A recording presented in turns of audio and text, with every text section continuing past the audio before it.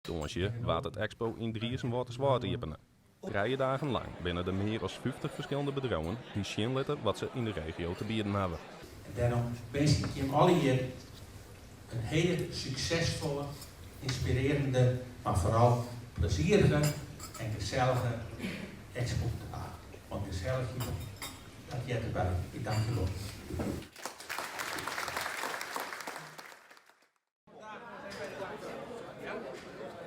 Wat vind je ervan dat er zo'n bedrijf-expo is? Want het is net heel gebruikelijk meer van er zijn net zo volle expos meer.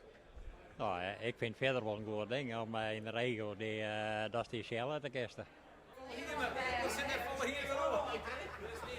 Elke de eerste keer, dus dat is even een afwachtje. Dat zal vast goed komen.